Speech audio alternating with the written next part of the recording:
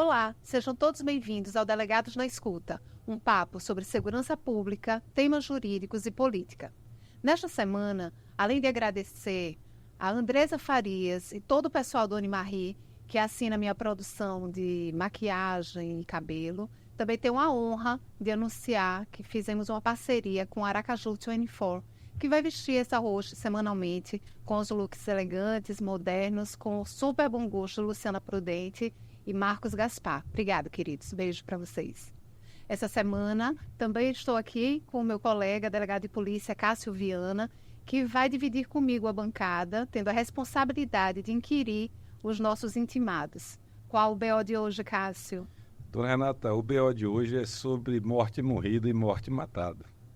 Nós estamos aqui hoje com a diretora do DHPP, doutora Juliana, uma pernambucana que mora em Sergipe desde o ano 2006, quando ingressou aqui na carreira de delegado de polícia, mãe de um filho sergipano também, já passou pelo interior, tive o prazer de trabalhar com ela em Itabaiana, ela trabalhava na Delegacia da Mulher na época, depois ela passou por Delegacia Regional, Delegacia de DEROF, passou pela Homicídios como delegada de uma das divisões e hoje está comandando o DHPP de forma brilhante, que tem notícias excelentes para a gente aqui hoje sobre a redução dos homicídios. E temos aqui também o Dr. Vitor, que é um mineiro, filho de cearenses, que se formou na Bahia e se mudou para Sergipe em 2014, quando passou no concurso de médico legista e assumiu aqui a profissão, apaixonado pela carreira. Vai falar um pouco com a gente sobre a atuação do ML aqui, da perícia, no auxílio às investigações do DHPP, que é a combinação da parte pericial com a investigação para que a gente consiga elucidar os crimes e colocar na cadeia os responsáveis pelos homicídios. Ju, muito obrigada por ter atendido nossa intimação. Fiquei muito feliz. Sei que você não gosta muito das câmeras, mas atendeu de pronto a nossa intimação. E também não poderia ser diferente, né? A gente tem notícias tão boas, né? Saber que Sergipe se destaca hoje no cenário nacional na redução de crimes violentos é um orgulho muito grande para a gente. E eu sei que isso é muito fruto do seu trabalho e do que tem sido feito lá no DHPP. E aí eu queria que você colocasse um pouquinho para a gente o que é que vem sendo feito para contribuir com esse resultado fantástico. Então, prazer realmente a gente estar aqui justamente para trazer notícias boas, não é? A gente vem trabalhando de forma muito intensa no Departamento de Homicídios e esse trabalho vem sendo realmente assim, um trabalho árduo feito há muitos anos. A gente assumiu a gestão do DHPP, tem apenas 3 anos, e a gente já vem com um índice de queda no número de homicídios desde 2017. Esse índice se tornou ainda mais evidente agora nos últimos anos, quando a queda foi ainda mais expressiva. A gente sabe que existem diversos fatores aí que contribuem para que a gente possa ter bons resultados, né? Não é somente o trabalho que a gente desempenha no DHPP. Obviamente, existe a força da Polícia Militar nas ruas, existe a credibilidade que a população dá ao nosso trabalho e passa a contribuir. E existe também, evidentemente, incentivo do governo do Estado para que o DHPP se torne um órgão cada vez mais forte, um órgão capaz realmente de combater essa prática criminosa que realmente assombra toda a população, né? A gente está lidando com um bem mais precioso que o ser humano tem, que é a própria vida. Então, é um crime que requer da gente assim, toda a atenção, toda a cautela possível para que ele tenha resultados positivos, né? Nessa deixa, a gente precisa lembrar também de todos os atores que fazem parte desse processo junto com a gente na investigação, né? Como o próprio Dr. Vitor está aqui para representar o IML, que está sempre do nosso lado e é uma troca assim, super fluida e de extrema valia para a gente. Quantas vezes o Dr. Vitor nos socorre com informações assim, que são extremamente preciosas para que a gente possa ter convicção do trabalho que a gente está desempenhando. Da mesma forma, a gente tem o Instituto de Criminalística, que foi reforçado recentemente com o Banco de Balística, que é assim, um salto enorme para a perícia do nosso Estado. Eu acho que é algo assim inimaginável. As pessoas que estão de fora do processo investigativo não têm noção do quanto que isso soma às nossas investigações, né? A gente tem também, evidentemente, órgãos parceiros dentro da própria polícia, como a DIPOL, que está ali do nosso lado constantemente trabalhando. Então, é um somatório de esforços. Um somatório de esforços. Nos últimos 3 anos, a gente implementou medidas a fim de realmente alavancar esses números pelo DHPP. A gente focou em, primordialmente, acelerar o trabalho de local de crime, tornar ele mais profissional, mais eficaz, para que a gente já saia dali da cena de crime com respostas, com esclarecimento mais profundo possível acerca daquela situação. E para isso a gente teve que fazer com que o DHPP se tornasse um órgão eterno, em eterno funcionamento. Então, hoje, 24 horas por dia, vai ter uma equipe pronta, com delegado, com escrivão, com investigadores, para ir até a cena do crime, coletar todas as informações, levar as pessoas imediatamente para o departamento e ali a gente já começar todo o processo. Inclusive para a lavratura de flagrantes, em caso em que isso é possível, né? E aí, além disso, a gente vem recebendo, obviamente, incentivo por parte da Secretaria de Segurança para que isso possa acontecer, para que o departamento nunca pare de funcionar. Isso foi responsável por um aumento gritante no número de prisões em flagrante. Justo. Falando em prisões em flagrante, salvo engano, foram 1.000 prisões realizadas nos últimos 3 anos, tá certo? Exatamente. É um número que realmente chama atenção, porque houve um salto muito expressivo nesse quantitativo. E, evidentemente, isso é, em muito, resultado do trabalho feito no local de crime, né? A aceleração do processo de investigação, da obtenção de respostas ali no calor do momento, em que as pessoas estão ainda ali muito perturbadas pela cena que acabou de acontecer. Então, as pessoas falam com mais fluidez. E é justamente por conta desse trabalho que a gente tem visto resultados mais eficientes. A gente conseguiu encaminhar nos últimos 3 anos cerca de 1.000 procedimentos, com um índice de cerca de 79% de elucidação, que é um índice maravilhoso para qualquer polícia do mundo. Juliana, eu passei pela homicídios também em 2017, 2018 e vejo que a estrutura do homicídio mudou completamente. Não só na quantidade de servidores, né, teve um aumento lá no número de delegados e equipes. E, para mim, da minha visão como ex-delegado da Delegacia de Homicídios, uma implementação do local de crime presencial.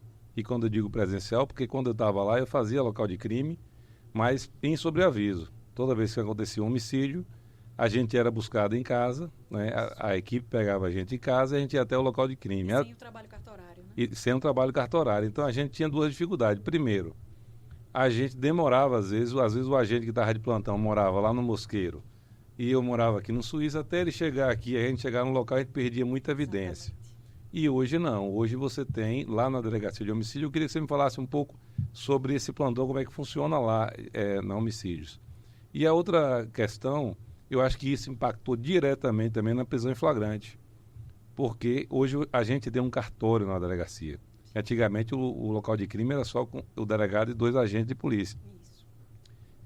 O que não permitia na época a gente levar as pessoas imediatamente para a delegacia para serem ouvidas. Eu fiz um curso aqui em 2017, eu acho, com o pessoal de Minas Gerais que esteve aqui, e uma coisa que todo mundo que está no homicídio sabe, e a população talvez não saiba, mas 50% da elucidação do crime de homicídio está nas primeiras horas do crime. Perfeito. Naquela hora. Eu queria que você falasse um pouco mais sobre isso também. A gente sabe que quando a gente fala de cena de crime, a gente está falando daquele momento imediato, para as pessoas que não conhecem, né, o trabalho da gente efetivamente, é aquele momento imediato após o crime ter acontecido. Então a gente consegue chegar ali no local e encontrar todos os vestígios que aquele crime possa ter deixado. Coisas que passariam despercebidas se o local de crime não fosse realizado, como manchas de sangue, testemunhas que não seriam identificadas, objetos que foram deixados na cena. Às vezes o autor está no local, às vezes ele está por ali, por perto, né? Sim. Então a gente... E principalmente as pessoas, depois do calor do momento, resolvem se retrair. Então ali na cena de crime a gente pega muita informação que não nos é passada em tempo posterior, quando as pessoas já se conformaram, por assim dizer, com aquele fato. O medo toma conta, o receio toma conta, ou até mesmo o conformismo toma conta. E aí a pessoa deixa de passar para a gente aquela informação que é tão útil. Então é esse trabalho de cena de crime que nos permite ter um investigador ali presente em meio à população, ouvindo, captando as notícias, buscando elementos de prova ali em loco. Né? E muitas vezes é esse trabalho de cena de crime que leva a gente a lavrar autos de prisão em flagrante absolutamente inusitados. Né? Nessa atitude de ir até a cena de crime, a gente já conseguiu fazer prisões assim, realmente surpreendentes. Cenas em que as pessoas seriam em tese tratadas ali como talvez até vítimas por serem parentes da pessoa que acabou de morrer e essas pessoas findaram empresas. Sobretudo nos crimes passionais, aí tem muito isso, né? Exatamente. Os crimes passionais são os casos mais clássicos desse tipo, né? Doutor Vitor, sobre essa questão do local de crime, na época que eu passei lá, eu não vou sempre estar falando isso aqui, eu sou apaixonado lá pelo homicídio também, a gente não tinha uma conexão muito grande com o local de crime da perícia. Então, às vezes, a gente chegava em tempos diferentes. Como é que está hoje esse trabalho do local de crime? Eu sei que isso não é a pasta do senhor, é lá na parte do ML, mas não sei se o senhor pode me passar essa informação de se houve alguma mudança substancial nesse momento de chegada das equipes. Porque quando acontece um homicídio, a gente tem a equipe de homicídios que chega no local e chega também a perícia, que é quem faz o primeiro trabalho de isolamento do local e coleta de material probatório. Como é que está essa... E você também podia me responder, Juliana, se hoje tem uma conexão maior. Na minha época a conexão era bem menor, isso atrapalhava às vezes. Né? Criamos essa conexão. Essa conexão hoje está funcional, né? Isso é muito importante. Então, Cássio, é importante frisar que o DHPP trabalha, né, com essa parceria com o IML, mas também com o Instituto de Criminalística, né, que é o pessoal de local de crime que comparece, né, no local de crime logo quando acionado e juntamente com os investigadores, os delegados do DHPP fazem o primeiro levantamento voltado ao exame pericial, né, do local de crime. E uma diferença que tem em relação ao DHPP é que hoje o Instituto de Criminalística ele tem 2 equipes de plantão 24 horas, sendo que para atender todo o estado, né? Então isso acaba, por exemplo, uma ocorrência no interior, no Agreste, e se tiver uma ocorrência, por exemplo, na questão do Alto Sertão, tem que esperar a viatura terminar a perícia para chegar. Então, isso é algo que precisa, né, ser melhorado ainda no âmbito do Instituto de Criminalística, a ampliação dessas equipes, né, e até mesmo a regionalização, eu acredito que seria a melhor opção, né, você ter centros descentralizados, serviços descentralizados no estado de Sergipe, para que o acionamento seja específico para aquela regional. Para não ter que, por exemplo, tem viatura que chega a percorrer 800 quilômetros por dia. E é bom lembrar também, doutor Vitor, que no local de crime, eu participei de algumas cenas, como a perícia que melhorou substancialmente nos últimos anos, às vezes o perito é bem criterioso. Eu já passei uma vez umas 3 horas esperando a equipe, no Alto da Jaqueira, numa cena de crime lá, fazer a coleta de cada vestígio que tinha ali. Então, só lembrar que o trabalho do perito no local de crime, ele pode ser um trabalho que seja rápido, mas tem cenas de crime que, às vezes, a equipe fica lá quase 5 horas. É a nossa felicidade quando isso acontece, né? A gente sabe que está tudo sendo colhido, está tudo sendo esmiuçado ali perfeitamente pela perícia e é o nosso propósito ali no local de crime, né? Isso, exatamente. Tem locais de crime que realmente, assim... estão contaminados, né? Muitas vezes a gente vê até o pessoal nos vídeos, no WhatsApp, o cidadão, os transeuntes ali em cima do corpo. Então, aquela cena de crime, ela tá já contaminada, né? Então, muitos vestígios ali estão se perdendo. Mas uma cena de crime que está muito bem isolada, ela vai sim ter muitos vestígios ali que no futuro vão virar provavelmente uma prova, né? Vitor, e me diga uma coisa, há um tempo atrás tinha uma limitação de horário para a realização das perícias, né? Isso ainda acontece hoje em dia? Hoje já faz a perícia no período noturno? Então, no âmbito do IML, no caso, Sim. né? A gente tem o exame no vivo e no morto, né? Então, sendo prático. O exame cadavérico, ele acontece durante o período da manhã, tarde e noite. Ele só não acontece durante a madrugada. Porque durante a madrugada a gente encerra para a limpeza terminal. Então a gente interrompe à meia-noite e às 6 horas da manhã retoma os trabalhos. No entanto, a liberação e a coleta de corpos acontece durante 24 horas. Né? Então, durante 24 horas a gente vai para o local de crime, coleta o corpo, traz. Se a família chegar na madrugada e o corpo já tiver sido examinado, ele é liberado. Só não é necropsiado na madrugada. E o exame de vivo, ele é da mesma forma. Ela é de manhã, de tarde e de noite, e na madrugada apenas casos de flagrante, em que a gente não pode perder o vestígio. Por exemplo, em um caso de abuso sexual recente, que você tem ali um material para ser coletado. A gente não vai esperar amanhecer o dia para coletar. Então, essas perícias mais delicadas são também realizadas na madrugada. Isso é uma coisa interessante, Vitor, que eu já fui plantonista também. Às vezes tinha uma situação de crime sexual, e lá atrás, agora, estou sabendo dessa informação, isso é importantíssimo. Às vezes a vítima tinha que ficar esperando. A vítima era vítima de madrugada, o doutora Renata também passou lá pela delegacia da mulher, e ela tinha que esperar, às vezes, amanhecer o dia para poder fazer esse exame. Então, esse exame é feito a qualquer hora, Sim. 24 horas por dia. Sim, no sim. caso de urgência, os médicos estão prontos lá para fazer esse atendimento. Sim, a madrugada funciona o sobreaviso para esses casos específicos, né? Casos recentes em que haja necessidade de coleta de material que esteja presente ainda na vítima. Só uma curiosidade histórica, desculpa, só para, senão eu esqueço que a minha cabeça é fraca, para a memória. A gente tinha essa história de não fazer o exame na madrugada, e eu tenho uma informação de que isso se dava no passado porque a iluminação era ruim.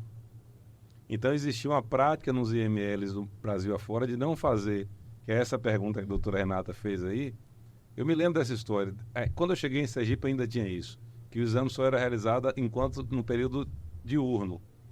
Que na verdade isso se dava por conta do passado.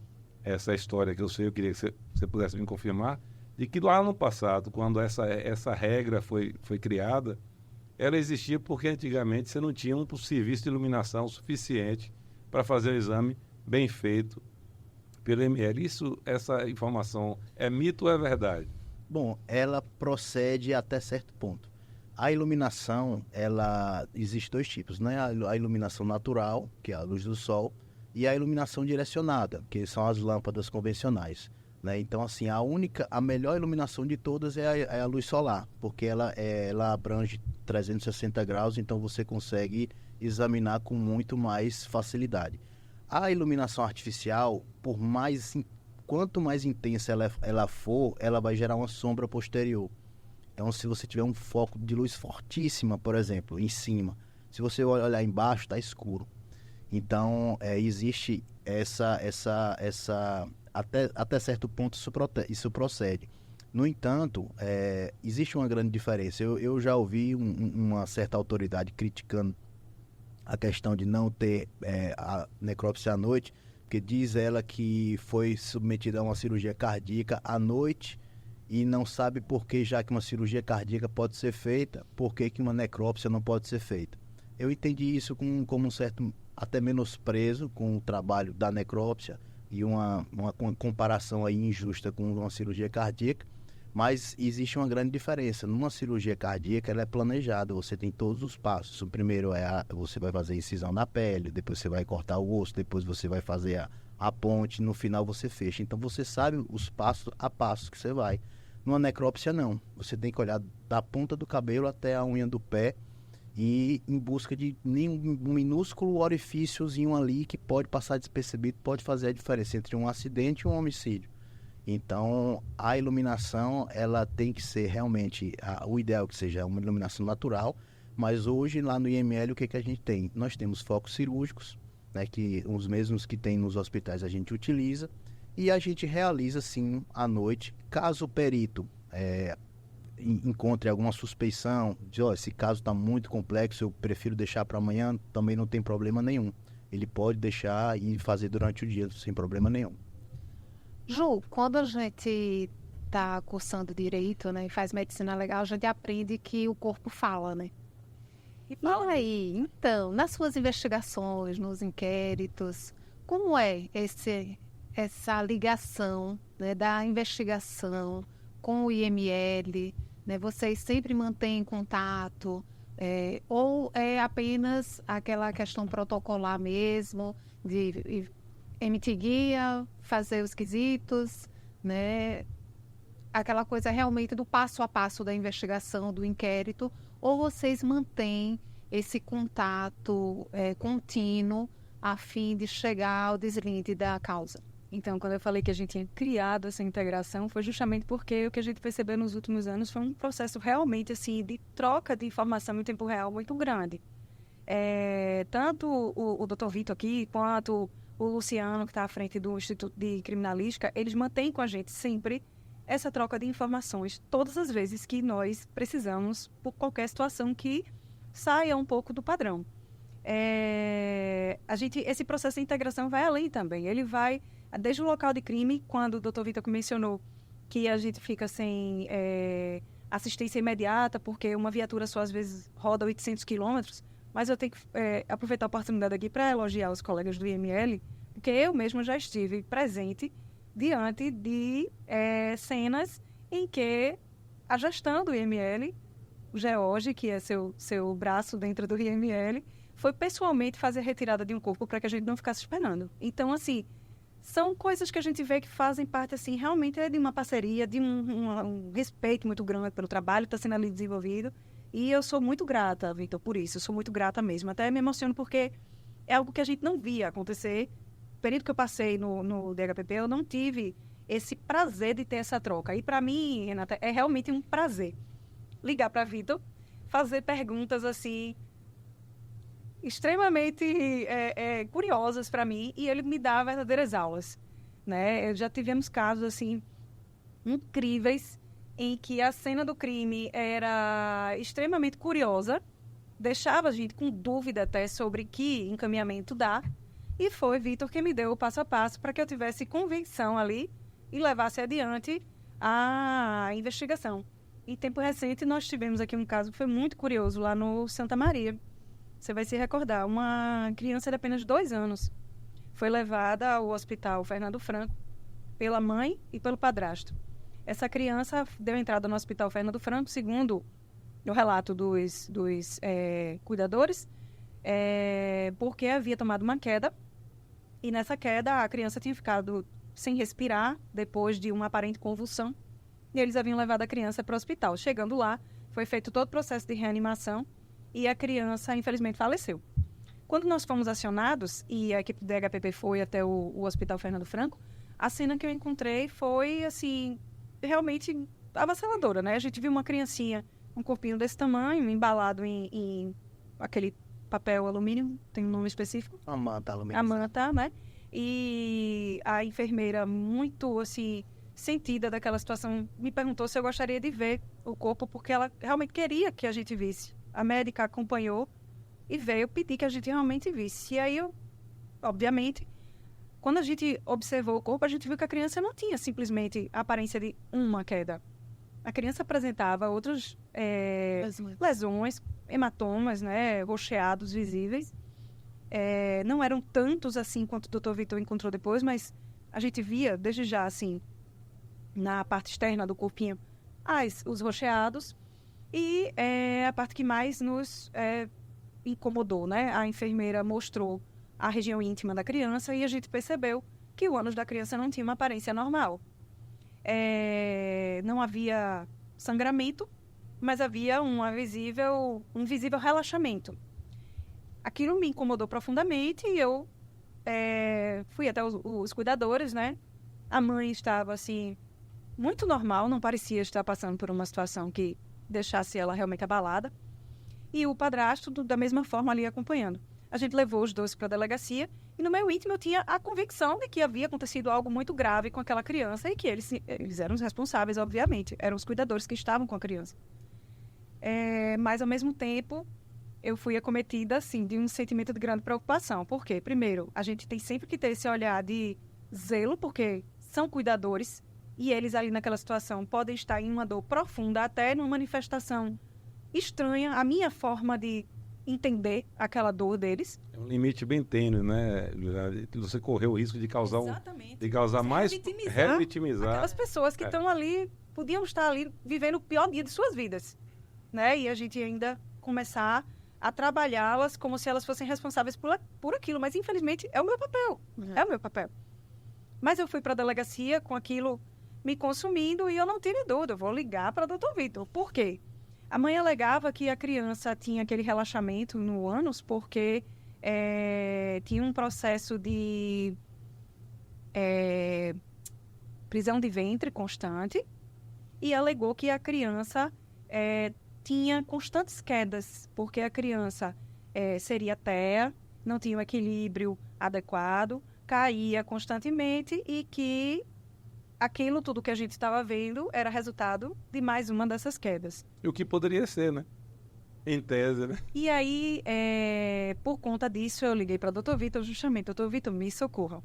Existe algum quadro neurológico, inclusive, que poderia estar associado ao TEA, que justificasse alguma frouxidão do esfíncter anal após morte? E ele, na mesma hora, sim. Aí e agora?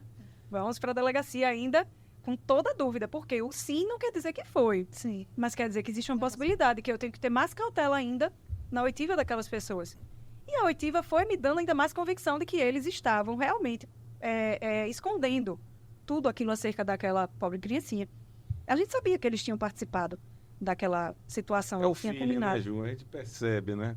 Mas eu precisava estar embasada em algo que me desse muita segurança. E foi então que a gente liberou eles, obviamente. Eles foram ouvidos na qualidade de parentes e foram liberados. Mas poucas horas depois, eu acho que umas 3, 4 horas depois, já recebi esse feedback imediato do Dr. Vitor, alertando para a conclusão certeira de que o garotinho havia sim passado por abuso sexual. Ele explicou de forma técnica, muito clara, que as fissuras existentes no ânus eram compatíveis com o abuso propriamente dito. E também que havia lesões, múltiplas lesões na criança, politraumatismo, que não era condizente com uma única queda e que havia sido, que tudo aquilo havia ocorrido em tempo muito breve ao tempo da morte. Então a gente não tinha dúvida de que a criança havia passado. Você lembra desse caso? Sim, lembro perfeitamente. Mais um caso de abuso infantil, né? Infelizmente aí é um caso que é dramático, né? Infelizmente as estatísticas mostram que os principais agressores são parentes próximos, né? Geralmente parentes de primeiro grau ou vizinhos, né? E existe um cortejo de lesões assim, que é bem característico, né? Então, no caso dessa criança, ela tinha um politraumatismo, ela tinha tanto traumatismo craniano. Você chamou de shaking baby, né? Shaking baby, que é a síndrome do bebê chacoalhado, né? Eles chacoalham assim o bebê, então esse chacoalhado gera múltiplas lesões por todo o corpo, né? Principalmente na região do crânio, né? Fratura de costelas, enfim, totalmente incompatível com uma simples queda, né? Numa queda você tem uma lesão focada em um determinado segmento, que é onde o corpo tem contato com o chão, o anteparo. Mas essa criança tinha lesões difusas pelo corpo. E na região do ânus, como a doutora Juliana bem apontou, tinha essa dilatação, tinham fissuras concêntricas, que são assim, características mesmo de um abuso. E nesse caso específico, o senhor recorda qual foi a causa mortis? Politraumatismo. O politraumatismo. Inclusive, pegando esse gancho de violência sexual, doutor Vitor, quais são os cuidados que uma pessoa vítima de abuso sexual, de violência sexual, deve ter logo após ser vítima desse crime? Certo. Bom, tem dois aspectos que tem que ser, que a vítima, né, tem que tomar consciência. O primeiro, em relação à saúde. Então, eu considero até mais importante, e os manuais também. Então, primeiramente, já tem que buscar atendimento médico, né? Muitas vezes a pessoa vai direto na delegacia, até às vezes sangrando, ou enfim. Normalmente é assim, né? Eu vi ela no DGV. Então, o indicado é que os manuais dizem que você primeiro busque um atendimento médico, de preferência num centro especializado. Aracaju tem, né, um centro especializado que é localizado na maternidade Nossa Senhora de Lourdes, que fica ali no bairro Capucho, próximo à rodoviária nova. E lá tem uma equipe de plantão 24 horas, né, com ginecologista, enfermeira, técnicos, enfim, que vão fazer o acolhimento e vão principalmente fornecer as medicações de profilaxia, né, para as doenças venéreas, profilaxia para gravidez, e realizar um atendimento caso precise uma sutura de um ferimento, um curativo, algo do tipo. Naquele momento também a obstetra, a ginecologista, ela vai fazer uma avaliação da região vaginal e ela já também faz uma coleta de material. Em seguida, essa vítima ela é orientada a procurar uma delegacia, de preferência especializada, e em seguida ela vai ser submetida a um exame pericial, lá no IML. Esse exame ele é direcionado realmente à justiça, né? A gente não vai lá fazer curativo, nem dar remédio, nem nada. Então a gente vai só realmente fazer a parte pericial e vai fazer a coleta dos materiais e vamos encaminhar para o nosso laboratório. Lá a gente hoje tem um laboratório de genética forense instalado, né? E a gente consegue, além de analisar em busca de espermatozoide, PSA, a gente consegue também fazer a extração do DNA. Então a gente consegue hoje, graças ao nosso laboratório, fazer a individualização do DNA masculino. Então o que acontecia antigamente, antes do DNA, antes do advento, né, do laboratório de DNA, é que a gente apenas conseguia fazer localizar ali o espermatozoide. E o advogado do indiciado dizia, não, esse espermatozoide aí é do marido dela, ou então é do outro namorado dela, não é do meu cliente, não. E aí ficava, né, em dúbio pro réu. Só que hoje, com o advento do DNA, a gente consegue individualizar. Então, o DNA, todos sabem, né, que ele é específico, né? Então, o indivíduo ele tem o seu DNA, se tiver compatível ali, pronto, não tem como dizer diferente. Doutor Vitor, com quanto tempo é possível ainda encontrar vestígios de sêmen, né, de espermatozoide e de PSA no corpo após uma relação sexual? Bom, os manuais orientam até 72 horas. A gente observa que na prática isso não acontece. Na prática, 12 horas, no mais tardar 24 horas. Então, passado esse tempo, já a investigação já fica um pouquinho prejudicada nesse aspecto do laudo pericial no IML, né? Isso, a gente coleta mesmo assim.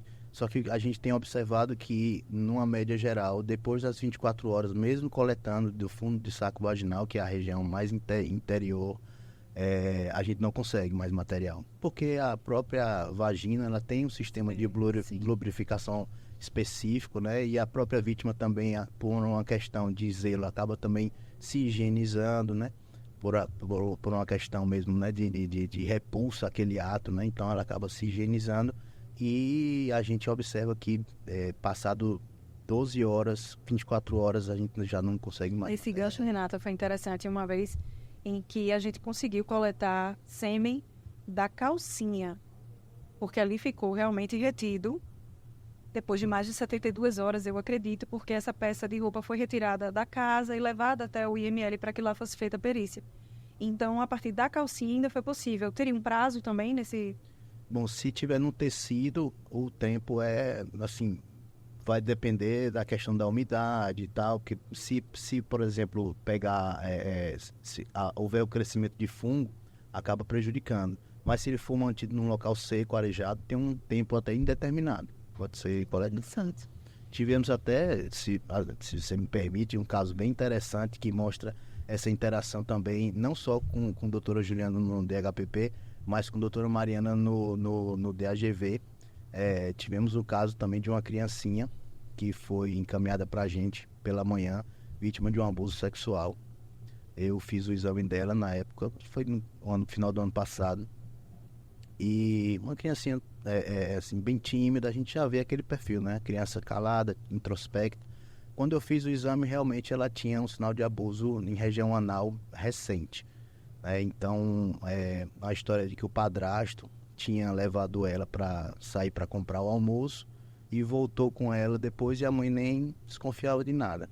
E aí, ela chegou em casa, foi direto tomar banho. Aí disse, mãe, eu vou tomar banho. Por quê? Porque eu tô suja. Aí a mãe achou estranho ela tomar banho assim num horário que não era habitual. E aí conversando ela disse, não, fulano no meio do caminho parou no meio do mato, me levou pro meio do mato e consumiu o ato.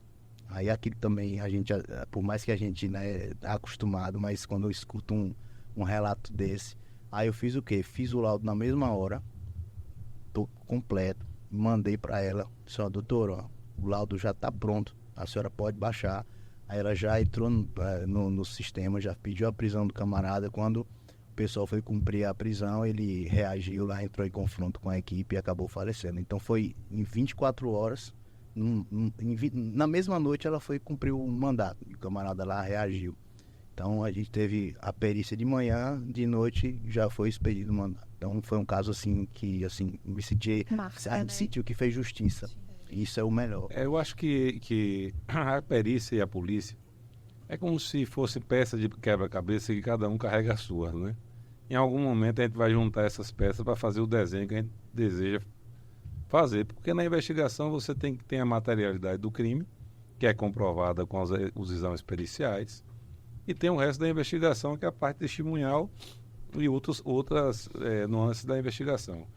Então, essa troca de informação rápida, e aí eu digo a importância dessa rapidez na troca de informação, porque, por exemplo, a gente sabe que pelo volume de trabalho que o IML tem, que a polícia tem também, a gente não consegue dar a velocidade que a gente precisava ter. Gostaria, independente da quantidade de servidor, né? Porque a polícia hoje, para ela dar conta de todas as demandas que ela tem, a gente teria que ter uns 500 delegados, uns 5 mil agentes. A gente sabe que o Estado não tem como fazer isso. A gente vive na epidemia da violência.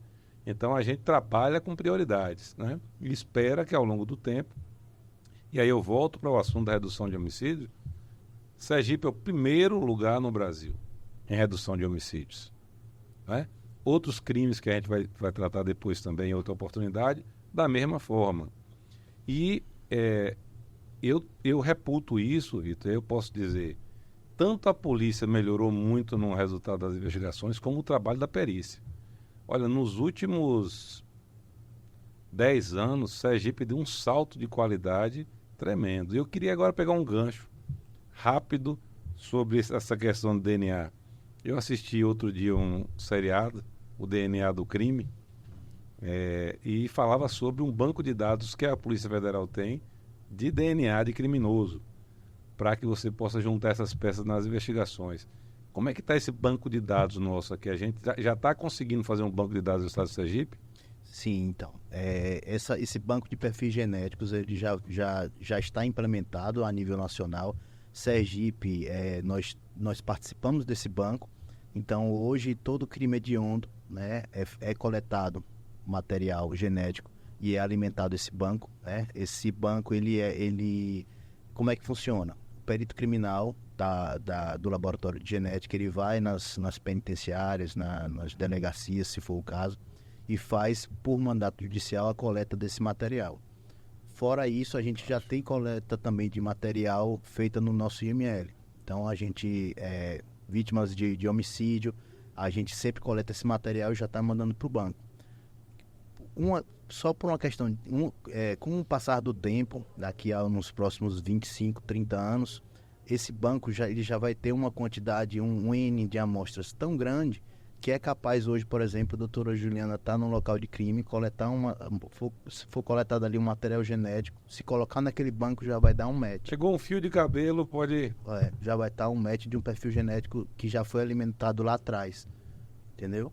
Doutor Vitor, outro assunto que eu ia perguntar de utilidade pública é sobre a questão... A gente sabe que nos crimes violentos a gente encaminha a vítima para o IML, depois da perícia, do local de crime, etc. Mas nos casos de morte em hospital, morte natural, ou em casa, como é que isso se dá?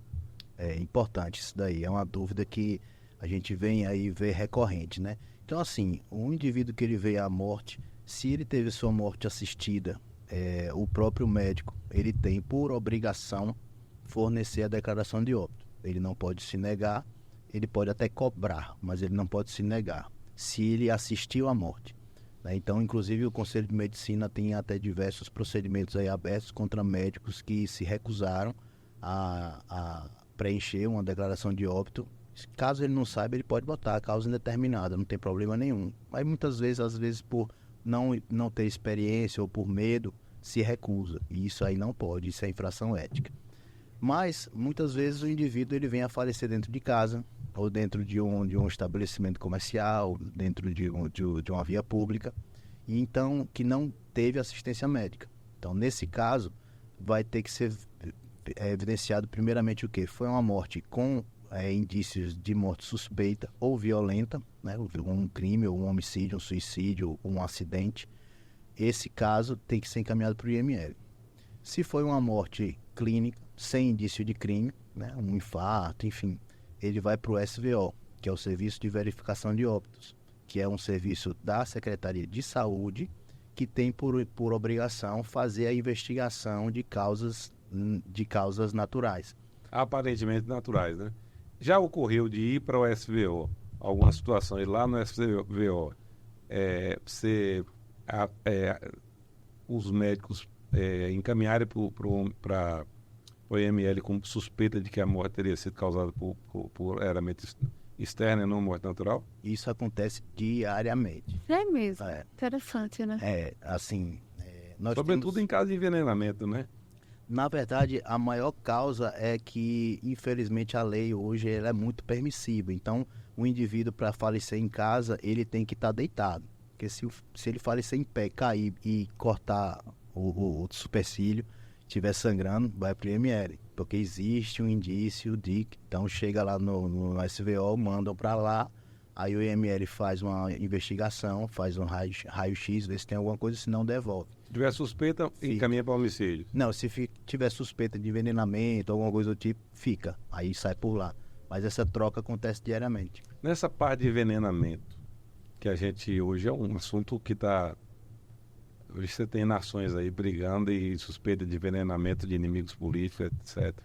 Como é que está o trabalho? Que aqui em Sergipe tinha um mito no passado de que se você matasse alguém envenenado com um veneno bom, não dava em nada para o autor, porque a vítima, porque o ML não tinha como detectar se tinha ou não envenenamento no caso específico. Isso é um mito ou é uma verdade? Se não é mito, como é que está se procedendo isso hoje? O IML já faz, a perícia sergipana já dá conta desse tipo de perícia, ou isso é mandado para um estado, para uma cooperação estadual para fazer esse tipo de exame? Bom, ótima pergunta, Cássio. Veja, realmente, antigamente, antes da inauguração, digamos assim, do laboratório de toxicologia, realmente não se fazia essa análise aqui em Sergipe, né? Os poucos casos que ainda faziam eram encaminhados para outro estado.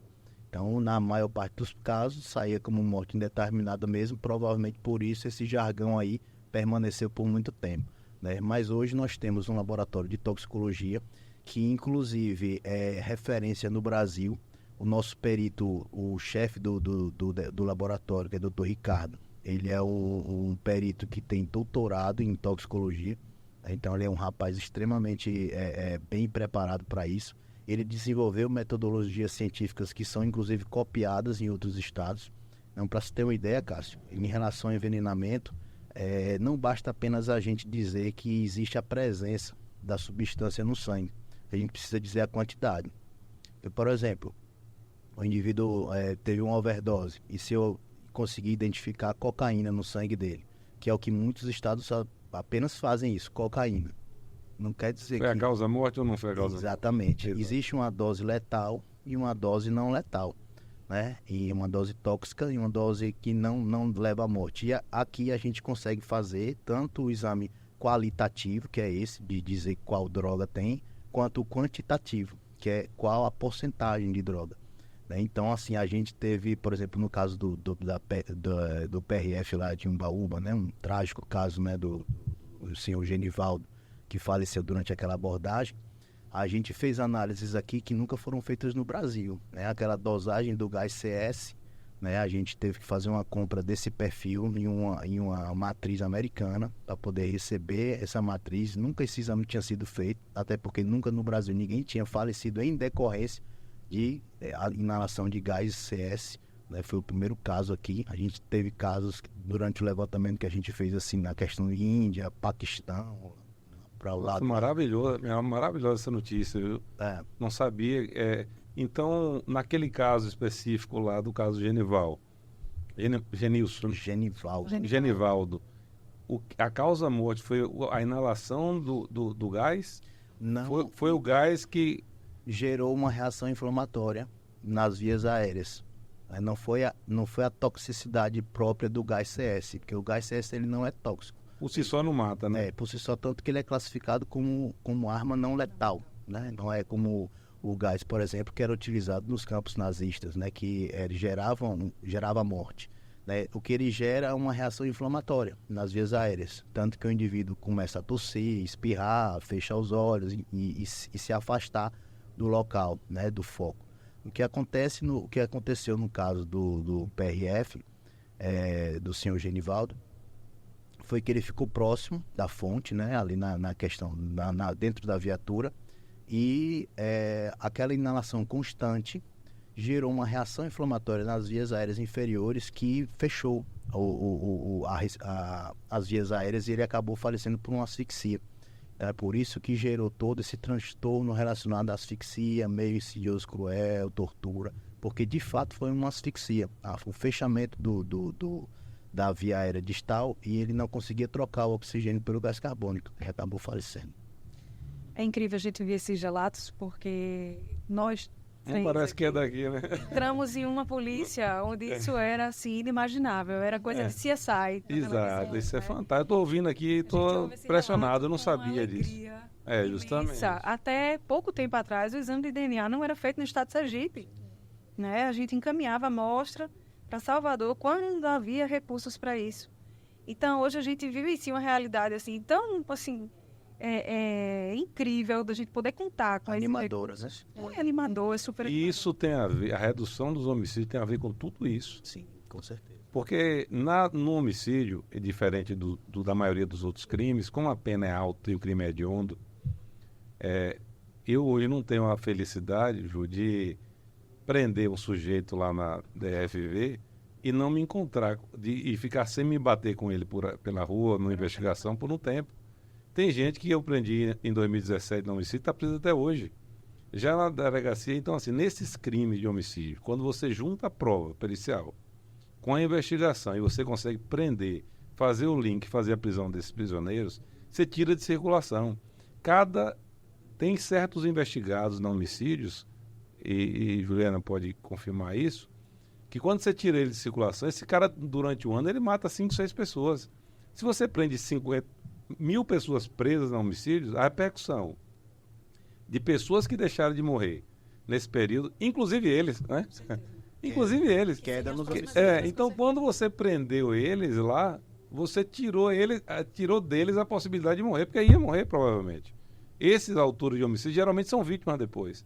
Então, quando a homicídios prende 1.000 pessoas em 3 anos, ela tirou de circulação os morríveis e os matadores.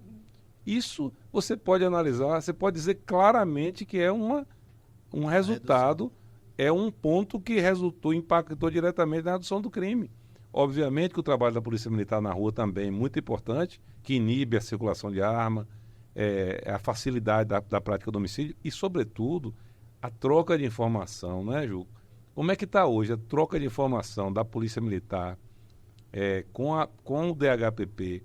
Eu sei que lá tem essa integração, eu queria que você falasse um pouco sobre isso, que tem a ver também com o trabalho feito lá esse emaranhado de servidores públicos da segurança pública, trocando informação em tempo real, que dá no resultado da elucidação e da prisão, não é isso? Sim, sim.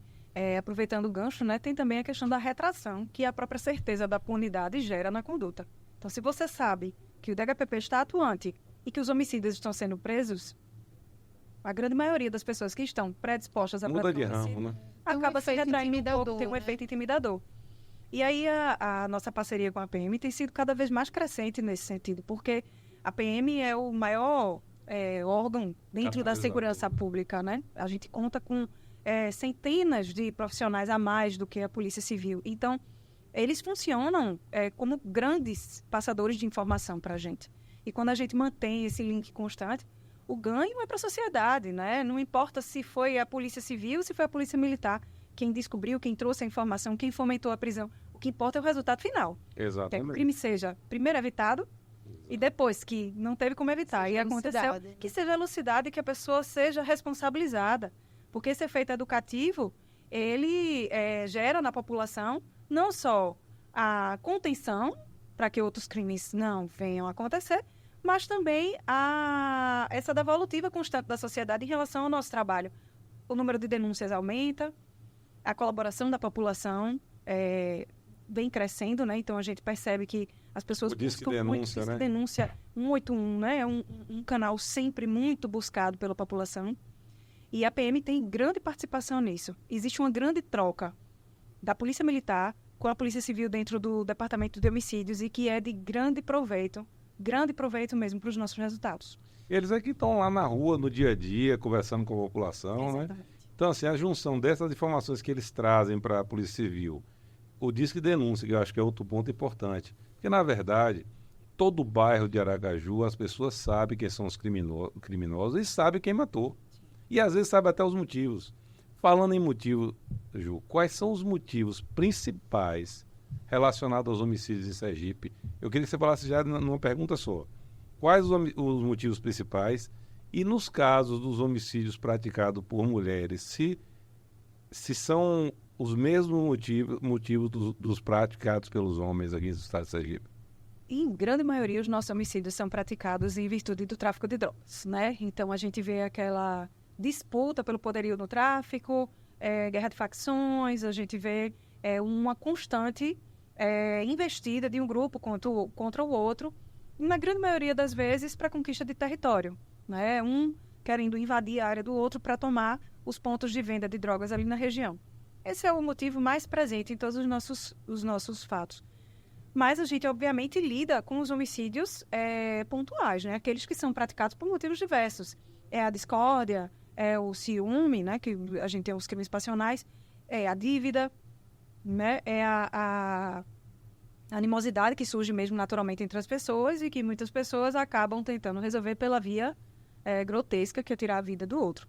Né? Quando a gente fala de mulheres, a gente não percebe uma participação dessas mulheres intensa na criminalidade no que diz respeito ao homicídio vinculado ao tráfico. A gente vê uma grande participação de mulheres no tráfico, sim, mas não existe essa grande incidência delas na prática dos homicídios em si. Os homicídios em que a gente vê mulheres sendo indiciadas são homicídios mais relacionados a questões pessoais delas e muitas vezes a questões familiares. Existem muitos homicídios que são passionais mesmo, praticados por mulheres, né?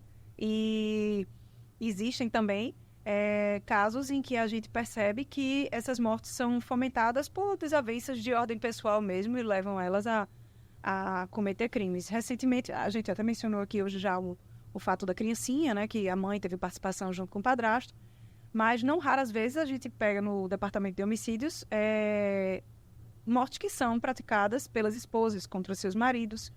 Né? A gente fala muito sobre feminicídio, mas o lado oposto também é bem constante. Eu ia, inclusive, te perguntar isso, Ju. Você sente, na prática, que os crimes passionais, né, são mais praticados, de fato, por homens do que por mulheres aqui no estado de Sergipe?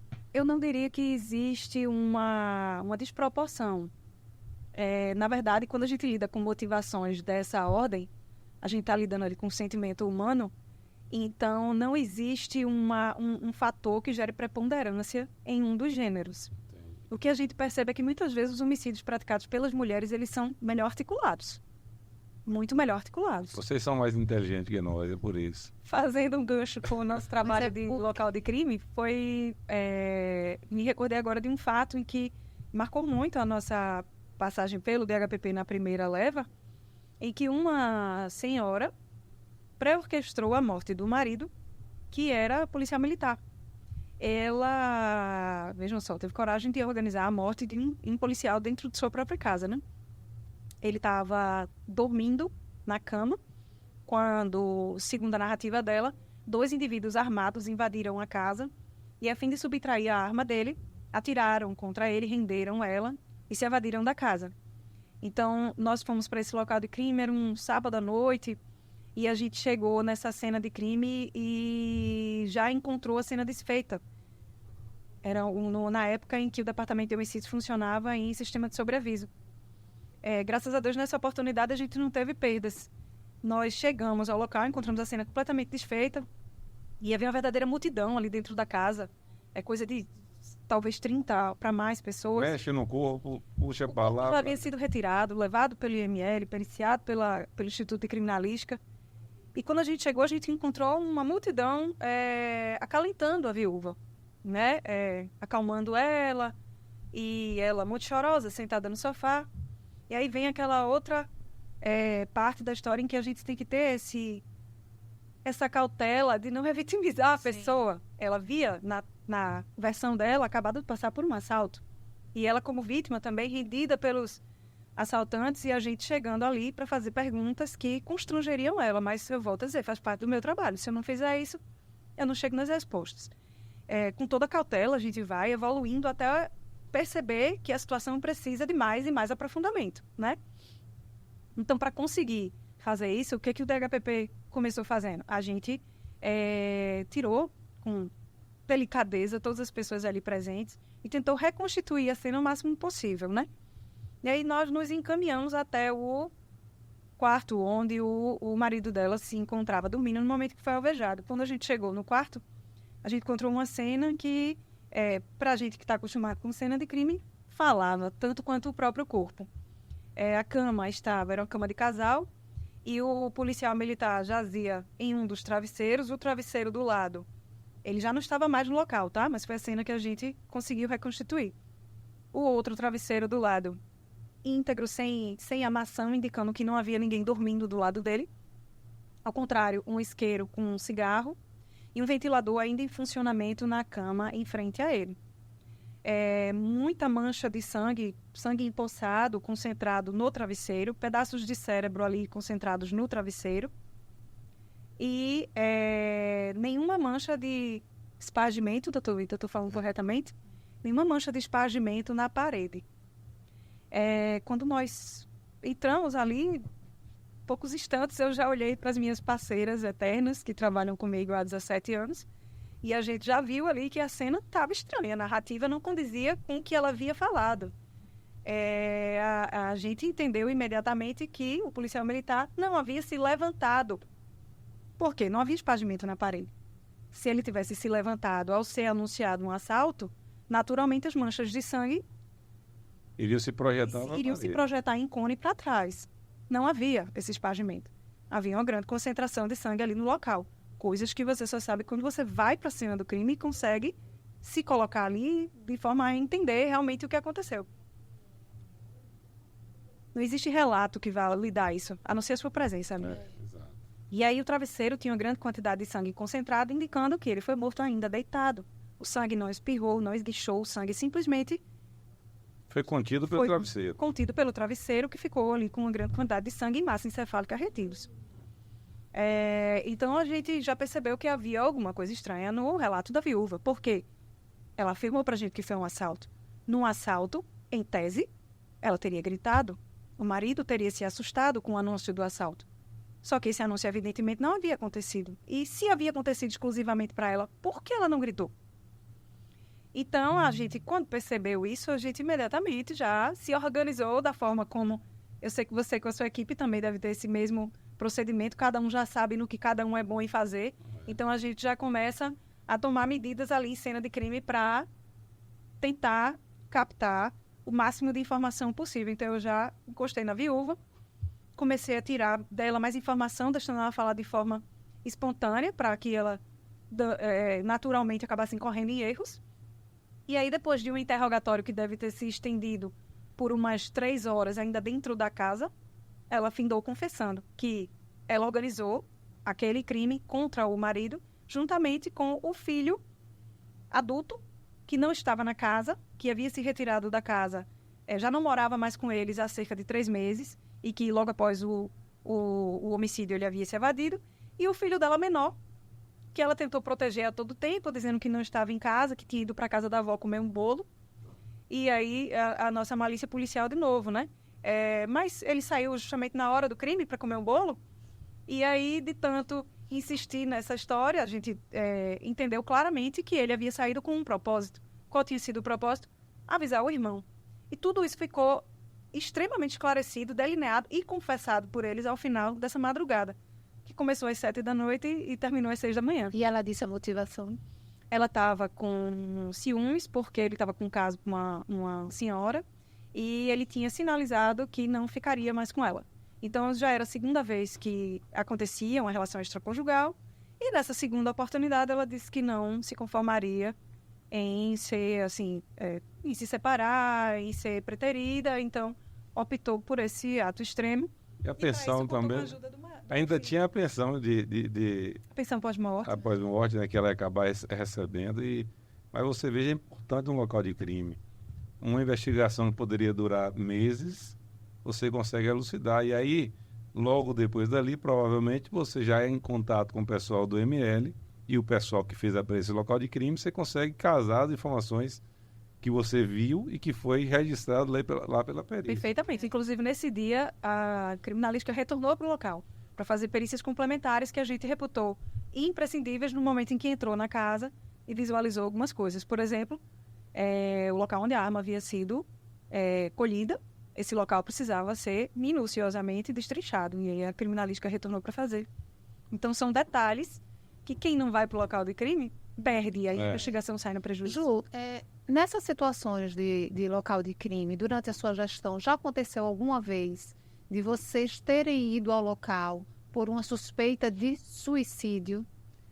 O DHPP vai logo ao local quando há uma suspeita de suicídio, correto? Vai sim. E já aconteceu alguma situação dessas que inicialmente era tratada como suicídio e ali no local de crime vocês já notaram que se tratava de um homicídio? Aconteceram algumas vezes.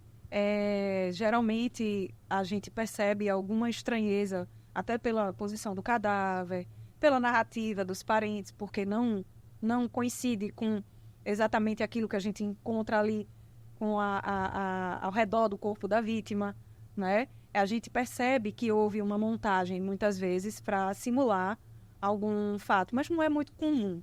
Realmente, a gente lida com muitos suicídios aqui no estado. Esse número tem até crescido de forma alarmante, né? A gente tem visto acontecer assim, de uma forma impressionante, né, doutor? Quase que diária. Doutor Vitor, sobre o suicídio, a gente sabe que o ML às vezes está com muitos casos de crimes violentos e às vezes acidente também, que é uma demanda grande também lá do ML, que eu sei que é mais ou menos o mesmo número Sim. que tem de acidente, a gente tem de homicídio, segue mais ou menos essa lógica. Sim. Quando é caso de suicídio, porque às vezes a gente se depara e aí a gente tem que tratar desse assunto, que às vezes você tem lá uma vítima de homicídio, que a doutora Juliana sabe disso, a maioria das vítimas de homicídio, não estou aqui estou generalizando, né? Mas tem a maioria das vítimas são pessoas envolvidas com crime, com tráfico, enfim, homicidas, às vezes pessoas que estão com mandado de prisão. E lá também, no meio daquilo, tem ali os casos de suicídio. Como é a abordagem do IML em relação a esses dois casos? Não sei se você está me entendendo qual é a minha pergunta. Mas porque, você assim, se refere em relação aos familiares ou ao corpo? Aos familiares. Sim. Porque, veja bem, muitos familiares, até nos casos de morte em casa, quando tem uma suspeita que o SVO acaba encaminhando para o ML, uma pessoa que teve um parente que morreu em casa de causa natural, ela luta até o fim. Já passei por uma situação dessa, de um amigo meu que morreu em Salvador, com 27 anos de idade, dentro de casa. Ele nasceu com um problema cardíaco. Foi a primeira criança safenada do Brasil. Foi esse meu amigo. E ele morreu lá e a família lutou para não ir para o ML. Porque achava que o filho estava indo para um local onde só vai criminoso, né? Porque a maioria das pessoas que no imaginário popular que está ali é a pessoa envolvida com crime. Essa abordagem lá, no caso de suicídio, liberação de corpo, atendimento da família e tal, existe um cuidado mais especial do ML em relação a esses casos, assim, sobretudo de suicídio, que a família já está bastante abalada e às vezes demora. A demora, eu sei que o processo é bem mais rápido, mas para a família é sempre demorado. Sim. 1 hora lá no ML é muito. Esse atendimento da família tem um atendimento diferenciado nesses casos de suicídio que deixa uma família muito mais, você sabe, dos traumas que a família carrega em caso de suicídio. Tem um atendimento mais específico para isso? Então, Cássio, veja, quando nós entramos em 2014, o que a gente observou é que o pessoal que dava aquele primeiro atendimento no IML eram pessoas que tinham até boa vontade, né? Mas eram servidores cedidos de outras secretarias, mas que assim não possuíam um treinamento específico para abordar, né, pessoas em luto. Então, quando chega lá o familiar, a gente sabe muitas vezes ele pode estar em qualquer uma das fases do luto. Geralmente está na fase da não aceitação, ou então chega na fase da agressividade. Aí muitas vezes começam a se exaltar e as pessoas não têm essa visão de que aquilo faz parte de um processo, né? Você tem que conseguir entender a psique humana naquele momento, né? Aquela pessoa provavelmente não é uma pessoa violenta, mas ela está porque o ente querido dela faleceu, ela não está tendo acesso a ele e ela quer acesso a ele. Ela não entende que tem que primeiramente identificar, que tem que ter um boletim de ocorrência, que tem que ter um exame de necrópsia, que tem que preencher documentação. Ela quer agora liberar o corpo, então ela não quer saber de mais nada. Então, a gente fez um trabalho lá nessas recepções, que hoje a gente tem servidores de carreira nos plantões, como chefe de plantão, e eles são a porta de entrada. Então, quando chegam esses familiares, eles são abordados, primeiramente, né, feito um acolhimento, seja de suicídio, de homicídio, porque aquele homicida pior do mundo, queira ou não queira, a mãe dele era... É uma mãe, igual a qualquer outra mãe. E ela chega lá em prantos, enfim. Provavelmente a única pessoa que está sofrendo pela morte dele é ela, mas a gente tem que tratar isso. Mas está, e aí a gente acaba se compadecendo, enfim. A família do suicida já tem uma conformação um pouco diferente. A família do homicida, apesar de ela estar compadecida, mas ela meio que já esperava aquilo. Ela diz, eu já dei tanto conselho. Eu sabia que ia acontecer isso. Tal. A do suicida, não. A do suicida, tanto do suicida quanto do acidente, pega de surpresa. O acidente, Cássio, eu acho que é até mais dramático do que o suicida. Porque o suicida ainda tem um processo de depressão ali, a família ainda suspeita que algo pode acontecer. O acidente não, o cara se despede da esposa, vai para trabalhar e a esposa recebe uma ligação que ele está embaixo de um caminhão. Então é um trauma, é uma ruptura intensa, né? Então a gente é acostumado diariamente com lidar com o luto aí das famílias. Né? Para acelerar esse processo, até o IML hoje conta com um posto de elaboração de boletim de ocorrência. Que fantástico, eu não sabia. Então, as famílias já podem fazer o BO lá mesmo, receber o encaminhamento. Então, não fica mais com essa necessidade de ficar entre os dois órgãos para resolver a liberação do corpo. E com relação à liberação do corpo, quando é necessário, por exemplo, fazer o traslado de um corpo para outro estado, como é o procedimento? Bom, para liberar o corpo, é necessário que um parente de primeiro grau, né, compareça ou um procurador, para a gente poder fazer a entrega. Geralmente, as famílias procuram as funerárias, né, que tem serviço de traslado, nomeiam o agente funerário como procurador e elas não precisam nem vir. Vai só o agente funerário, faz todo o desembaraço lá, pega a declaração de óbito, leva o corpo e o procedimento é feito todo por esses despachantes, digamos assim. Sobre o ML, Vitor, queria uma curiosidade minha. Eu, hoje menos, depois que eu vim para a polícia, eu perdi o medo de morto. Mas quando eu era menina, eu tinha muito medo de defunto. Quais são as histórias mais interessantes que você já ouviu do passado lá da ML, de porta batendo de madrugada, de algum ruído específico? Tem alguma história dessa lá interessante que você pudesse contribuir compartilhar Sim. com a gente? Então, aí assim, isso aí vai dar a questão da espiritualidade, né, de cada um. Eu tenho minha concepção sobre o mundo espiritual muito bem estabelecido, né? Eu creio que existe um mundo espiritual e que a gente convive em uma certa harmonia. Mas, de fato, assim, fenômenos, né, que é dito sobrenaturais aconteciam no antigo IML com muito mais frequência do que nesse novo, né? Acredito eu que pela carga, né, que esse IML antigo, né, de 60 anos, né, de história, então muita gente passou por lá, muitos espíritos passaram e até estão por lá, agarrados. Né? Então aquilo é mais pesado, né? Só para você ter uma ideia, quando a unidade foi desativada ali do São José, que ela ficou largada ali, né, até começarem a reforma para hoje virar o prédio administrativo. Eu entrei no prédio à noite para buscar um material que ficou lá em cima. Entrei Tô arrepiado. Não, já estava desligado as luzes, né? Não tinha mais. Então, assim, entrando na sala de necrópsia com uma lanterna e vendo ali goteira, porque infiltração e tal, silêncio. Rapaz, até comentei com um engenheiro que estava comigo. Eu disse, rapaz, a secretaria podia organizar uns passeios aqui guiados, né? Com esse pessoal que gosta de sobrenatural. Né? E de repente levantar uma verbinha aqui pra gente comprar nosso material. Ninguém queria ir pra esse prédio, né? Ninguém queria ocupar esse prédio.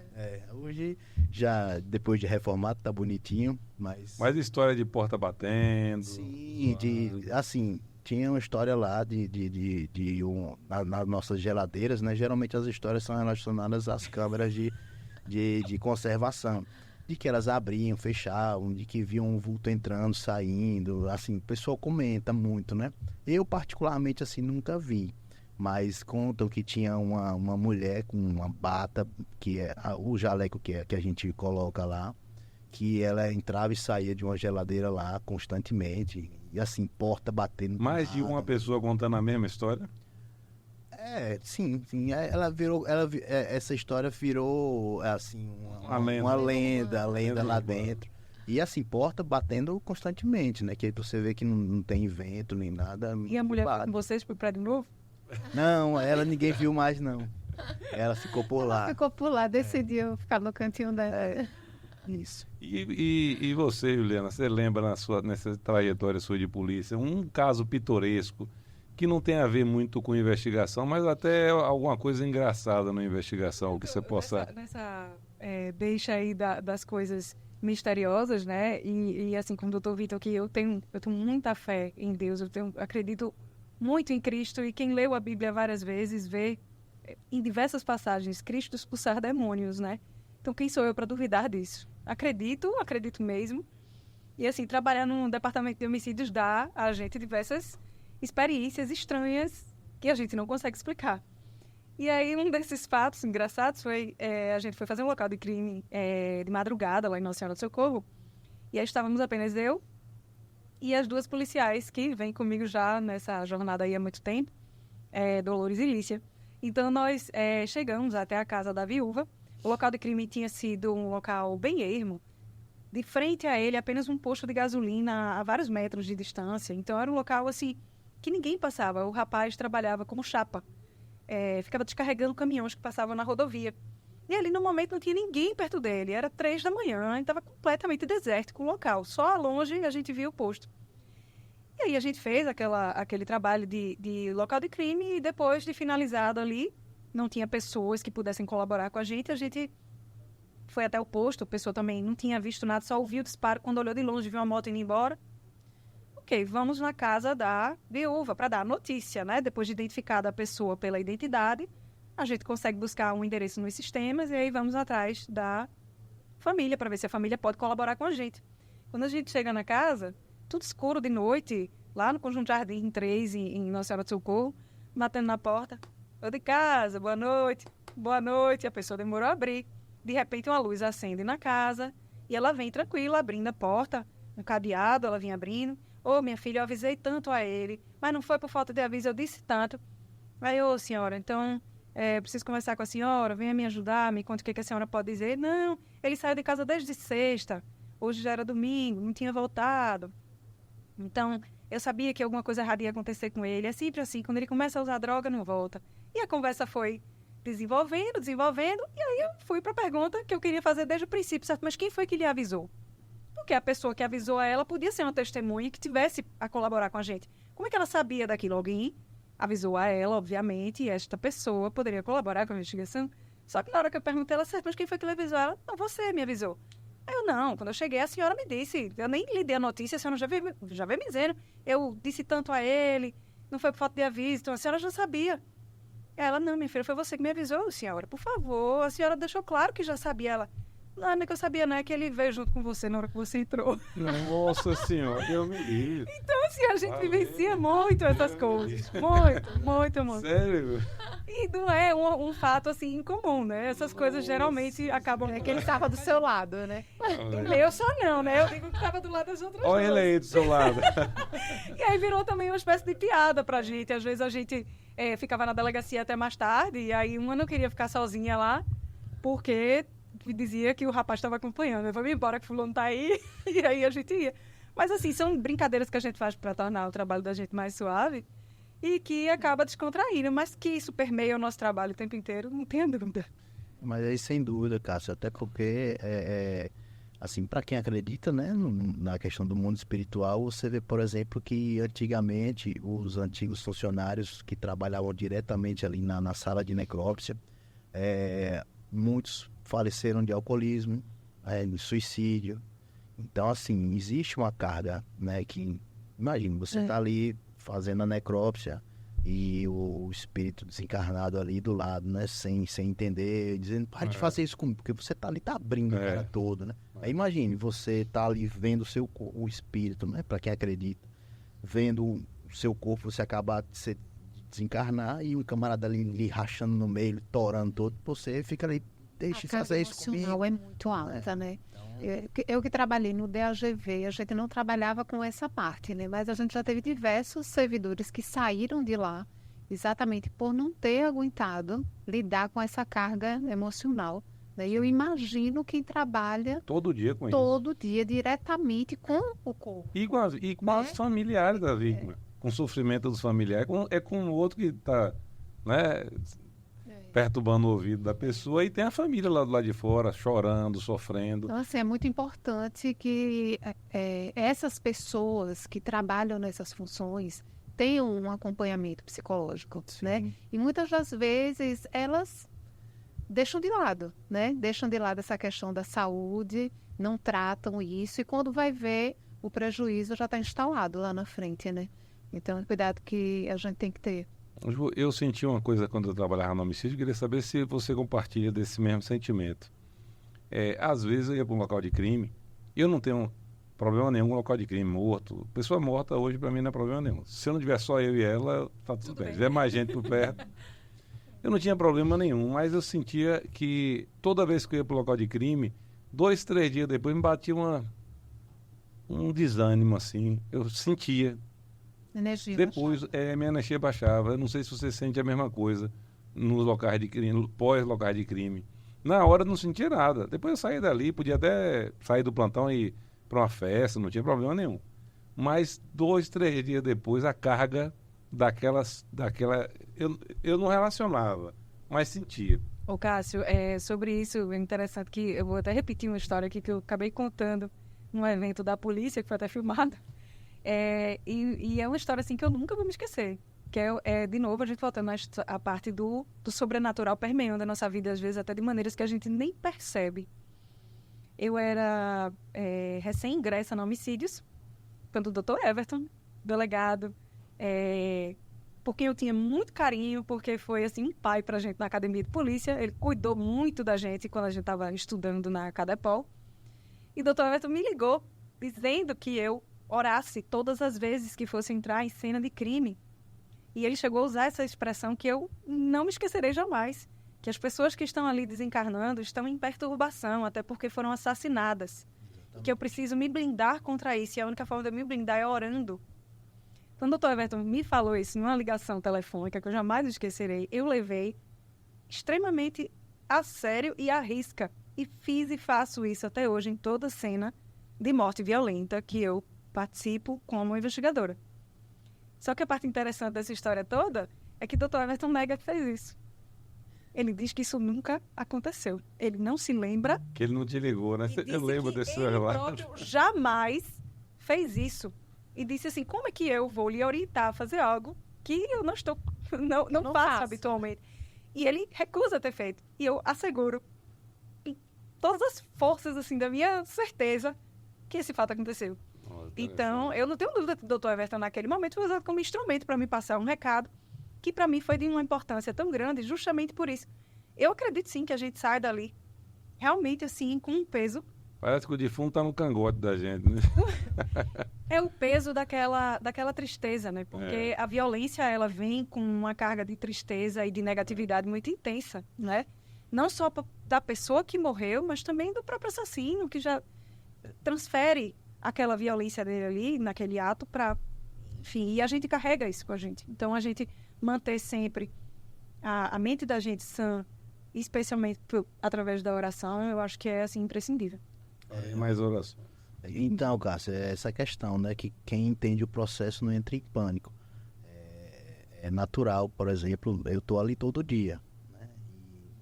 E sempre trabalhei na necrópsia, né? Hoje, como diretor, trabalho eventualmente, quando um colega falta e de última hora não consigo ninguém, eu acabo indo. Como ontem à noite, eu tinha dado uma folga aniversário para um colega e esqueci. Aí ele ligou, e aí, então, tudo certo à noite, né? Tudo, meu irmão, pode ir. Aí fui lá de noite, enfim. Mas, assim, é como eu falei, quem entende o processo, por isso que é importante essa questão que a doutora Juliana falou, da espiritualidade, de você compreender, porque quando você é materialista e vai trabalhar lá, você acaba, como você falou, eu me senti mal 2 dias depois, aí não entende o processo, o que pode estar acontecendo. Aí começa, aí vai no psiquiatra, aí o cara, aí é depressão, aí é remédio e tal, e muitas vezes o problema é espiritual, né? E aí, por isso que é importante. Graças a Deus, eu assim, apesar de estar lá todo dia, eu não carrego, assim, nenhum... Separa bem as coisas, né? Sabe que eu já tive, assim, uns 3 episódios. Teve uma vez, inclusive, que eu estava na corregedoria. Eu não lembro se foi naquela comissão que a gente trabalhou juntas. Que uma pessoa, do nada, chegou para mim, posso fazer uma oração na senhora? Gente, já aconteceu 3 vezes isso, eu achava interessante. Teve uma situação que, quando o DHV não era aqui, era no outro endereço, que uma pessoa me deu esse mesmo conselho que o doutor Everton deu a Juliana, e aí eu passei a criar esse hábito também. Então, todos os dias que eu chegava no DHV, eu fazia uma oração, ia em proteção, porque a carga emocional lá também é intensa. E já aconteceu 3 situações de eu estar trabalhando, inclusive, eu achava até que você estava nessa comissão nesse dia, a pessoa do nada, não posso fazer uma oração. Pode fazer, a oração é sempre bem-vinda, né? Mas é engraçado que nós trabalhamos na polícia, eu acho que tem um pouco disso também do imaginário popular. Minha família acha que todo dia eu estou correndo o risco de morrer assim.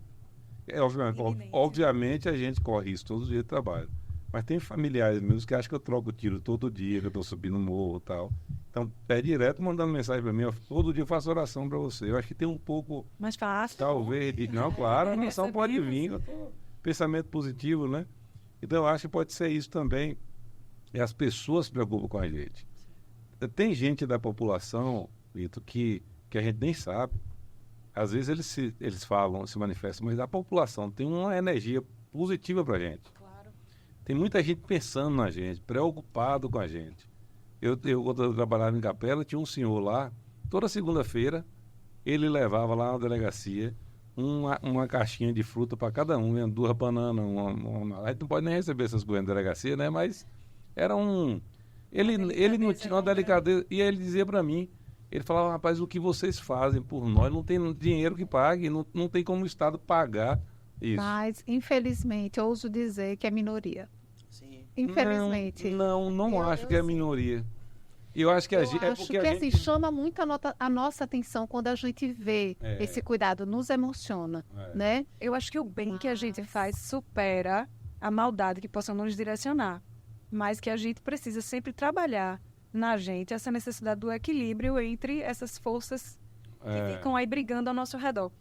Nesse gancho aí, eu me recordo de um fato que é muito constante, pelo menos na minha experiência enquanto policial, é a gente saber, e lá no homicídio isso acontece muito, porque uma coisa é fato, a gente incomoda, né? Quando a gente está investigando, a gente incomoda, a gente irrita a pessoa que pratica crimes.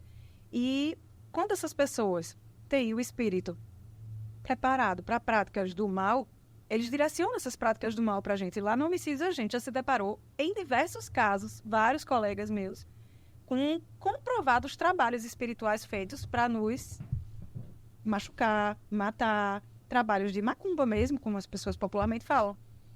E isso acontece. Então, assim, se você pensa que você está recebendo essa força negativa e que você está simplesmente ignorando que isso pode te gerar consequências negativas, eu acho que você acaba abrindo um campo ao seu redor invisível que te coloca sempre numa situação de risco maior até do que aquele que você naturalmente já está sujeito. Então, eu faço questão sempre de manter a minha espiritualidade bem assim ativa, orando, rezo pelos meus amigos, pelos meus colegas de trabalho, por todos aqueles que entram no DHPP todos os dias.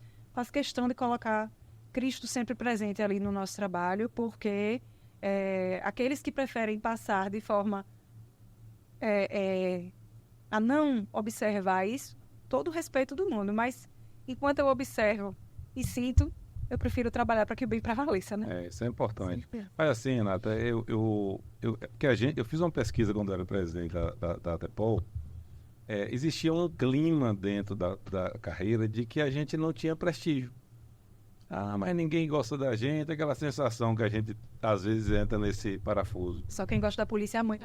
Só quem gosta da polícia é muito policial. E aí, como eu gosto muito de número, eu falei, vou fazer uma pesquisa e mandei fazer uma pesquisa. Eu não, Ronaldo mandou fazer a pesquisa. Não era eu o presidente, era Ronaldo o presidente. Mas eu andava com o Ronaldo na época da presidência. E o Ronaldo mandou fazer uma pesquisa. E a pesquisa nos surpreendeu. Não era uma pesquisa para a gente fazer propaganda. Era para a gente ter ideia de como a população nos via. E isso foi em 2008. Das autoridades locais, a mais bem falada era o delegado de polícia. E ali estava incluído Ministério Público, magistratura, padre. Tinha uma pergunta específica que ele relacionava todos esses personagens, essas autoridades da cidade, e perguntava, desses aí, quem é desses aí imprescindível? Se você tivesse que deixar só um aí, quem que ficaria na cidade? O delegado de polícia. Essa era uma das perguntas na época. Então, eu sempre acho, porque a gente acaba olhando sempre, focando nas partes negativas, infelizmente. Mas a maioria da população tem um respeito enorme pelo trabalho feito pela polícia. E ao longo dos anos tem melhorado muito mais. Então, isso me anima. Eu sei que tem essas pessoas que têm essas energias negativas, a gente tem que estar preparado. Eu vim lá da Bahia, antes de vir, obviamente, eu já vim preparado, né? Passei lá na igreja do Bonfim. Passei lá na igreja do Bonfim, comprei minha proteção dos dois lados, né? Tá lá, né? Enfim, mas a gente tem que orar sempre, pensar positivamente, se cuidar da saúde. E o que eu digo para um colega meu que é agente de polícia, que vai ser delegado de polícia agora, ele preocupado, logo vai tomar posse, como é que toma decisão nesses casos e tal. Eu disse para ele o seguinte, coloque na sua mente sempre uma ideia, a ideia da justiça. O que é mais justo? Esqueça a lei. Às vezes você vai fazer coisa até que a lei está mais distante da lei e mais próximo da justiça. Foca nisso. E é focar num pensamento positivo. Eu não tenho medo de ninguém que eu tenha aprendido. E olha que eu aprendi muita gente perigosa. Porque eu fiz o meu trabalho. Ele sabe. E eu, como delegado de polícia e como advogado que já fui criminalista, o criminoso, ele não nutre ódio de você porque você prendeu ele. Um ou outro nutre, mas a maioria não, é um jogo. Ele sabe que nós estamos no lado do jogo e ele do outro. Então, a gente tem que estar se protegendo disso. A gente tem na Secretaria de Segurança Pública hoje um trabalho, iniciando aí um trabalho interessante de apoio psicossocial, né? Eu me preocupo muito com a questão nossa, pós-aposentadoria, né?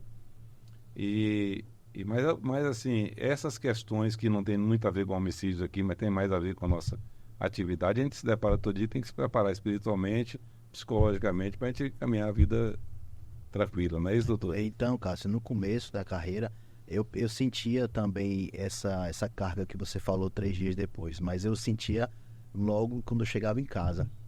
O meu plantão era na quinta-feira, eu ficava quinta-feira 24 horas, né, no IML, fazia tudo. Na época a gente não tinha 2 médicos como é hoje. Hoje a gente tem um médico só para atender vivo e outro só para fazer necrópsia.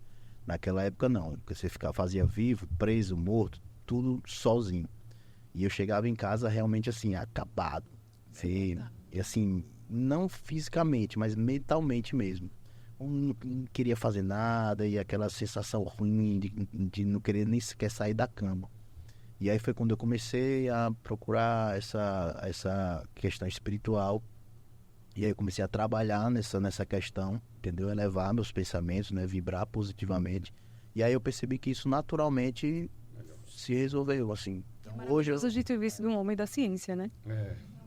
Não, assim, com certeza. Você expôs pra gente. Hoje, por exemplo, hoje eu entro na sala de necrópsia, tem 10 cadáveres ali. Eu vejo, converso com um colega que está no plantão, geralmente eu vou lá para ver uma coisa específica. Vamos lá, vejo, saio de lá, sinto que lá tem uma carga pesada, mas eu saio blindado. Ela fica lá, né? Eu chego e saio como se eu tivesse com um manto, né, de invisibilidade, assim, eu caminho entre eles. Que assim continue. Gente, nosso tempo está chegando ao fim, infelizmente. O papo foi maravilhoso. Eu acho que a gente ainda teria muito mais a tratar aqui, né, Cássio? A gente até tinha pensado em trazer ainda outras questões, né? Mas o papo fluiu tão bem que o tempo acabou e vamos já deixar, quem sabe, marcado uma próxima, né? Com certeza. E aí eu queria deixar aberto para vocês fazerem as considerações finais. Queria dizer para vocês que a gente fica muito feliz, né, em ver profissionais da nossa carreira assim, representando a gente tão bem, né, expondo essa parte do nosso trabalho que não fica perceptível para as pessoas que estão fora da nossa rotina. Né, essa oportunidade da gente mostrar, inclusive, a interação que existe entre os órgãos do serviço público que a gente presta, porque muitas vezes a pessoa que alvo desse serviço não entende muito bem o funcionamento. Então, a Depo está de parabéns e a oportunidade foi incrível. As portas estão abertas para vocês voltarem. Eu faço minhas as palavras da doutora Juliana, agradeço o convite, até por ser, assim, um estranho no ninho, né? Eu estou aqui em meio a delegados, mas, assim, como você falou, eu me sinto em casa, né? Na presença dos senhores aqui. Né? Então, assim, muito se fala fora do Brasil. Você deve até saber disso, Cássio. Você que é um dirigente aí que permeia, né, as associações de outros estados, que existe muito atrito, né, entre perícia e entre perito e delegado. Graças a Deus aqui em Sergipe a gente não tem isso. Né? Inclusive, quando eu vejo nos grupos nacionais os colegas se queixando disso, daquilo, eu disse, gente... O que está acontecendo aí? Não, aqui é assim, a gente é sempre um pé de guerra. Rapaz, aqui em Sergipe não acontece. O pessoal fica assim, maravilhado. Como assim? Eles não ficam insistindo? Não, Então, contrário. Né? Quando a gente enaltece o trabalho do parceiro, a gente ganha junto com ele. Sim. Né? Eu acho que a Polícia Civil o Estado de Sergipe dá exemplo nessa parte de integração e dá para dar aula para muita gente. Com certeza, basta ver as operações que são realizadas, que integram basicamente a Secretaria de Segurança inteira, né? Vai a Polícia Civil, Polícia Militar, nós vamos, né, depois fazendo ali o rescaldo, mas enfim, agradecer novamente aqui o convite, deixar à disposição, dizer que nós lá do IML, né, estamos à disposição aí sempre, né, da sociedade, né, e vamos cumprir aí nossa missão sempre aí com muito fervor. Cássio. Bom, foi muito bom. A gente está aprendendo a fazer esse podcast, aqui não tem nenhum profissional dessa área. A intenção nossa é passar para a população informações importantes, curiosidades sobre a polícia, tratar o assunto de forma técnica também, sem perder a graça do podcast. A gente quer se despedir de todos e pedir a todos que gostaram, que curtiram o podcast, que se inscrevam no nosso canal no YouTube, no nosso Instagram também, nos siga no Instagram e curta lá no YouTube se você quer receber os nossos próximos episódios. Estamos no 2º episódio. Esperamos fazer mais e quanto mais gente participando e nos incentivando, outros programas serão feitos. Obrigada a todos pela audiência e até a próxima semana.